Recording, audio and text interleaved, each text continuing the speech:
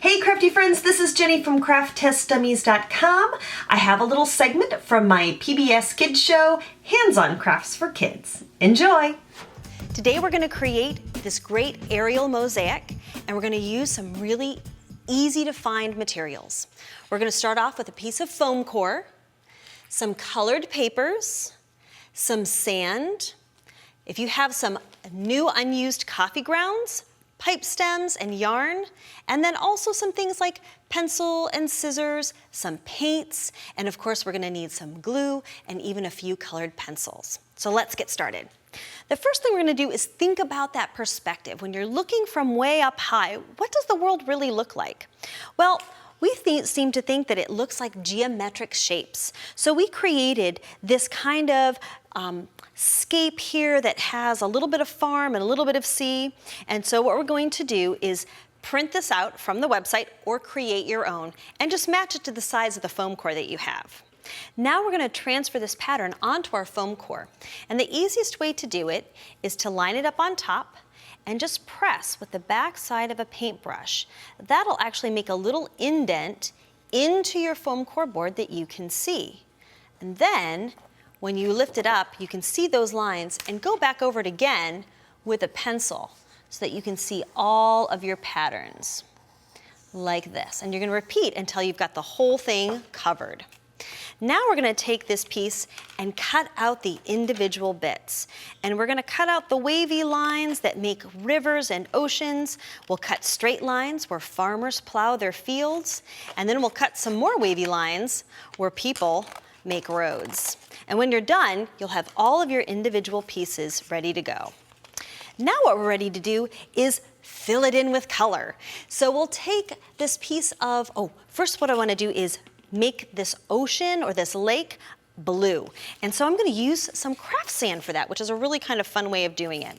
I'm going to snip off the end so that my sand is open, and then I'm going to take a little bit of white glue and I'm going to apply it right onto my foam core.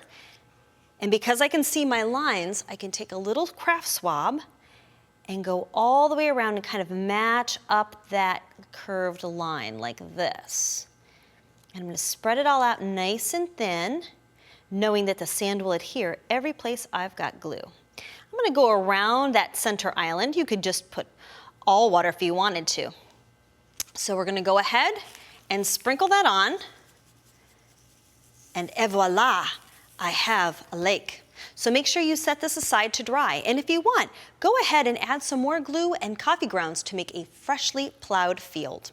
Now we're going to add in all of our other colors and textures. We're going to use our pieces to cut out wavy paper to make different kinds of fields. And then, again, we're going to kind of put it back together like a puzzle, putting things down using some glue stick to make sure that it stays down. Feel free to use up all of your paper scraps for this. And you could even take old paper bags and wrinkle them up and put them down, or pieces of sandpaper. It's kind of fun. You put it like a little jigsaw puzzle back together. So when you have all of your pieces cut out and glued down, it looks like this. Now, of course, from the air, you also see things like texture. So we're going to use some of these chenille stems, and we're going to create hedgerows. Now, if you're not familiar with that term, a hedgerow is a stand of trees that separates different parts of a field. So we're going to go ahead and put a little bit of white glue on here.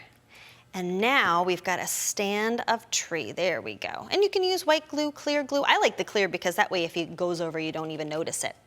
And you can use a little bit of ribbon to create sandy beaches, because from the air, we can use ribbon and yarn to create that differentiation between the water and the shoreline.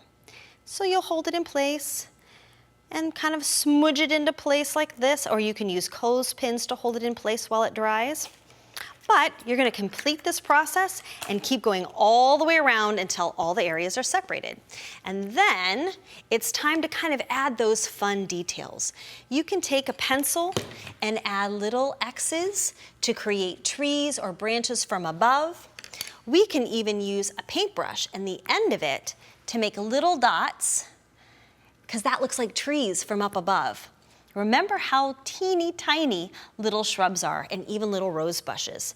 And if you want, you can use more pencils to create things like roads, houses, and cul-de-sacs. Use your imagination.